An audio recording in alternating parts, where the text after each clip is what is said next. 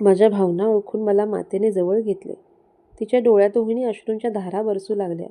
दोघींनाही अश्रू आवरत नव्हते आणि शब्दही फुटत नव्हते. आम्ही दोघी त्या अवस्थेत किती वेळ होतो कुणास ठाऊक. शेवटी तिनेच अश्रू आवरले, माझेही अश्रू पुसले.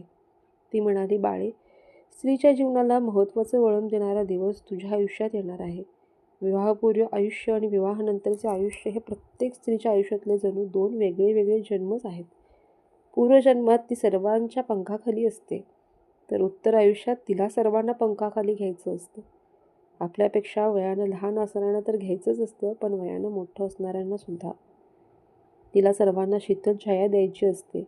त्याचबरोबर स्वतः कर्तव्य तत्पर राहून इतरांना कर्तव्य तत्पर करण्यासाठी, कार्यप्रवण करण्यासाठी प्रसंगी कणखर भूमिकाही घ्यावी लागते. घरातील लहान थोर मंडळींच्या मनात आपल्याविषयी विश्वास निर्माण करावा लागतो. त्यासाठी तडजोड करावी लागते. स्वतः मनात पुजलेला पती मिळणं ही स्त्रीच्या आयुष्यातील सर्वात भाग्यकारक घटना होय.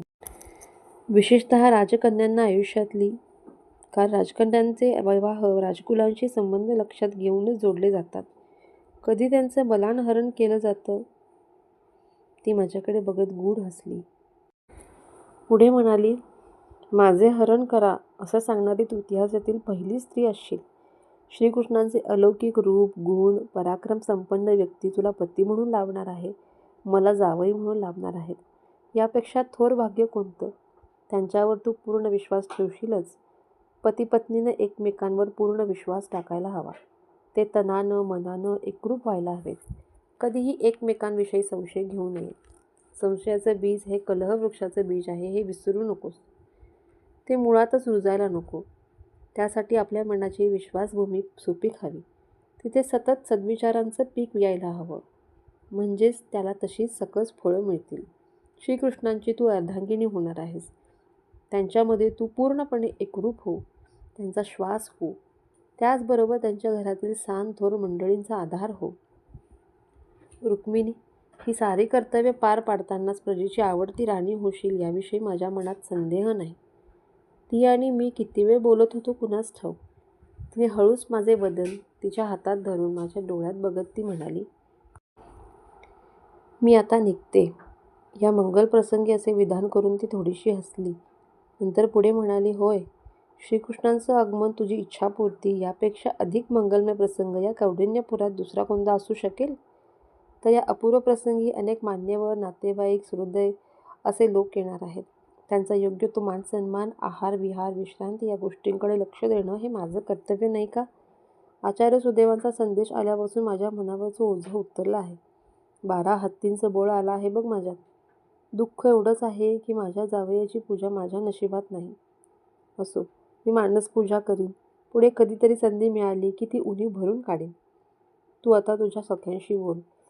तुझ्याबरोबर जास्तीत जास्त समय व्यतीत करण्यासाठी त्या उत्सुक आहेत. ती कक्षाबाहेर जाताच माझ्या सख्यांचा समूह कलकलाट करत आत घुसला. त्यांनी मला चारी बाजूंनी घेरले. थट्टेला महापूर आला. त्या अनेक राजांची नावे घेत होत्या. माझ्या तृप्त चेहऱ्याकडे बघून शिलावतीला संशय आला असावा. ती हळूच माझ्या कानात म्हणाली, मुरलीधरांची मुरली ऐकू येते का? नक्की त्यांच्याकडून आश्वासक संदेश मिळालाय, होय ना? मला सांग ना काय झालं ते. मी तिला ताकास तूर लागू दिला नाही. गुप्तता पाळण्याचे मी मातेला वचन दिले होते ना. मी लाजून मान खाली घातली. मान खाली घातली की एक बरे असते. आपल्या चेहऱ्यावरचे भाव कोणाला दिसत नाहीत. आपल्या मनात काय चालले आहे ते भाव आपल्या डोळ्यात कुणी वाचू शकत नाही. मी त्यांनी केलेल्या थट्टेला दाद देण्याचे नाटक करत होते, पण माझे त्यांच्या बोलण्याकडे फारसे लक्षच नव्हते. शिलावती सोडली तर माझ्या मनातल्या विचारवादळांकडे कुणाचे लक्षही नव्हते. मी रात्री एकटी येऊ का? तिने मला हळूच विचारले. ये. मी होकारार्थी मान हलवली. मला सुदैवाने कळवलेली वार्ता तर तिला सांगणे शक्य नव्हते, पण तिच्याशी अन्य गुजगोष्टी करता आल्या असत्या. शक्य होईल तेव्हा मातेला भेटत जा असे सांगता आले असते. लवकरच तिचाही विवाह होणार आहे हे निश्चित. पण ती या पंचक्रोशीतच सासरी जाण्याची शक्यता जास्त होती. सामान्य पौरजनांमध्ये आपल्या मुलींचा विवाह पंचक्रोशीतील पहिलेल्या वराशी करण्याचीच प्रथा जास्त होती. आणखी काही दिवस उलटले. विवाहाला मध्ये एकच दिवस बाकी होता. म्हणजे उद्या संध्याकाळीच मला अंबिकेच्या दर्शनाला जावे लागणार होते. म्हणजे आज रात्रीपर्यंत तरी श्रीकृष्णांची स्वारी कौंडिण्यपुरात पोहोचण्यास हवी. सकाळच्या प्रहरी मी सौधावर विचार करत उभी होते. कशातच मन लागत नव्हते. पहाटेची प्रसन्न हवाही मन खुलवू शकत नव्हती. तोच नवल घडले. मला दूरवर कुणीतरी व्यक्ती लगबगीने राजप्रासादाच्या महाद्वाराकडे येताना दिसली. तिची चाल ओळखीची वाटली. मी निरखून बघू लागले. व्यक्ती नजरेच्या टप्प्यात आली. होय, ते सुदेव काकाच होते. माझे हृदय धडधडू लागले. कोणती वार्ता आणली असेल यांनी?